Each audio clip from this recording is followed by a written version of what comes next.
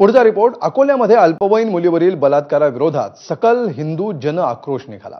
या मोर्चाचं नेतृत्व केलं अजित पवारांचे राष्ट्रवादीचे आमदार संग्राम जगताप यांनी। त्यासाठी ते 400 किलोमीटर दूर अहिल्यानगरवरून अकोल्यामध्ये पोहोचले। कधी राणेंसोबत तर कधी पडळकरांसोबत ते कट्टर हिंदुत्ववादी भूमिकेत दिसतात। असं काय झालं की परवापर्यंत तथाकथित सेक्युलर भूमिका असलेले संग्राम जगताप उघडपणे हिंदुत्ववादी भूमिका घेऊ लागले। दादांचा शिलेदार हिंदुत्वाचा दावेदार बनतोय का, पाहूया हा स्पेशल रिपोर्ट।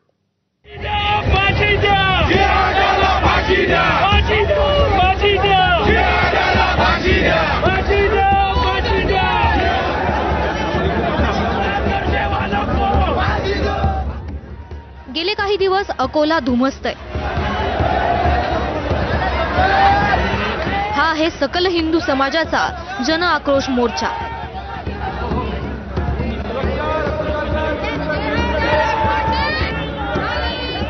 गणपती विसर्जनाच्या दिवशी एका हिंदू अल्पवयीन मुलीवर घरात घुसून बलात्कार करण्यात आला। बलात्काराचा मुख्य आरोपी तौहीन खान समीर खान हा 6 दिवस फरार होता। या घटनेविरोधात अकोल्यातले नागरिक एकवटले होते।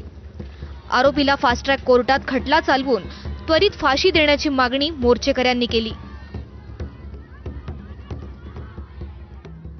त्या नराधमाला फाशीची शिक्षा झाली पाहिजे, कारण त्याने जे कृत्य केलं ते अतिशय अमानुष आहे आणि सर्व स्त्री शक्तीचा अपमान केलेला आहे। तर या नराधमाला फाशी ही शिक्षा झालीच पाहिजे अशी आमच्या सर्व भोई समाजाच्या वतीने आणि सर्व महिलांच्या वतीने मी शासनाला विनंती करेन। आणि त्याने जो पहिला गुन्हा केला त्याच्यावरती जर कारवाई झाली असती तर हा दुसरा गुन्हा घडून आला नसता। जो मोर्चा काढलेला आहे आम्ही, जो आरोपी आहे तो फरार झाला, त्याला आता आम्हाला समजलं की अटक केलेली आहे। आमच्यासाठी ते अटक आहे ते आनंदाची गोष्ट आहे, पण जे फास्ट ट्रॅक आहे आणि जे इनकाउंटर आहे ते इनकाउंटर व्हायला पाहिजे, कारण की आता जर इनकाउंटर झालं नाही तर या समाजाची हिंमत वाढेल, ताकद वाढेल, आमच्या हिंदू समाजाची मुलगी सेफ राहणार नाही। सुदैवानं मोर्चाच्या दिवशीच म्हणजे घटनेच्या 6व्या दिवशी मुख्य आरोपी तौहीद खान समीर खान पकडला गेला। अकोला पोलिसांच्या स्थानिक गुन्हे शाखेनं मध्य प्रदेशातील इंदूरमधून त्याच्या मुसक्या आवळल्या। खूप चांगला एक टेक्निकल सर्व्हिलन्स, खूप चांगला ह्युमन इंटेलिजन्स आणि नेटवर्क, आमचा इन्फॉर्मर नेटवर्क त्याच्यामध्ये ॲक्टिवेट आम्ही केला होता। आणि GRP आणि RPFची मदतीतून 12 ट्रेन्स, पूर्णपणे 12 ट्रेन्स आम्ही सर्च केली होती आणि रात्रीभर म्हणजे आमची टीम झोपली नव्हती। 100 आवर्सचा एक ऑपरेशन हे होता। काल रात्री इंदोरमधून अटक केलेला आहे आरोपी आता आणलेला आम्ही अकोलामध्ये आणि याचा PCR आम्ही आज मागणी करणार आहोत। बलात्काराच्या घटनेनं संतापाचं वातावरण असतानाच ईदच्या मिरवणुकीत औरंगजेबाच्या पोस्टरला दुधानं अभिषेक घातला गेला। हा चिथावणीखोर व्हिडिओ व्हायरल करण्यात आला।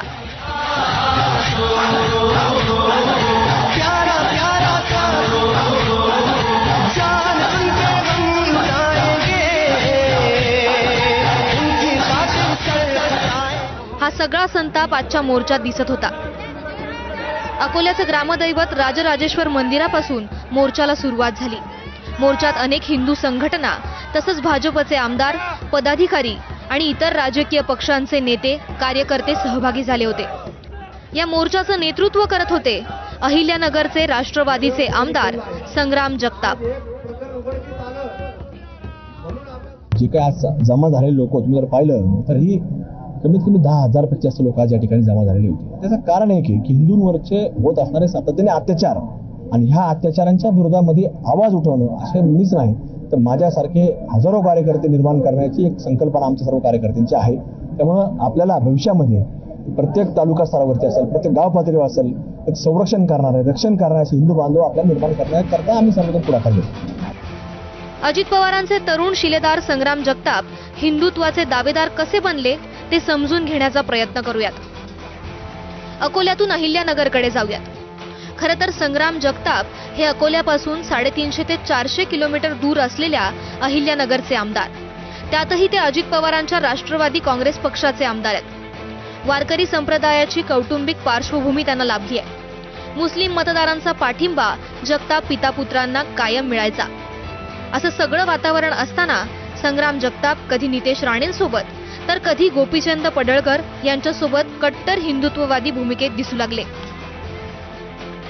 तुम्हाला सांगतो माता भगिनींना, त्याच या ठिकाणी आलेला प्रत्येक हिंदू बांधव या आपल्या सर्वांचं असणारं श्रद्धास्थान राजराजेश्वरी महादेवाच्या मंदिरामधून या ठिकाणी येत असताना प्रत्येक जणांनी मनामध्ये निश्चय केला आहे. याला सर्वांची मागणी आहे की फाशी झाली पाहिजे नाही, फाशी होणारच आहे. आपली या ठिकाणी मागणी आहे प्रशासनाकडे. त्याच प्रशासन जे आपण मागच्या काही काळामध्ये आपण मागणी केली की हे कृत्य जर घडायचं नसेल, आज एक आपल्या भगिनीचं घडलंय, असे जर प्रकार थांबवायचे असतील तर लव जिहाद सारखा एक कायदा या आपल्या महाराष्ट्रात लागू झाला पाहिजे, अशी एक मागणी आज आपल्या या ठिकाणी तमाम हिंदू बंधू बांधवांच्या वतीनं सरकारकडे करण्यात येते. त्याचा पाठपुरावा देखील आमच्यासारखे कार्यकर्ते महाराष्ट्राच्या विधानसभामध्ये टाकण्याचा प्रयत्न करतात. अहिल्यानगर विधानसभा मतदारसंघावर शिवसेनेचं वर्चस्व होतं. 1990 पासून सलग 5 टर्म अनिल राठोड निवडून आले. या निवडणुकीला कायम खान की बाण असं स्वरूप दिलं जायचं. अनिल राठोड यांच्या निधनानंतरच राष्ट्रवादीला इथे पाय रोवता आले. 2014 पासून 3 टर्म संग्राम जगताप निवडून येत आहेत.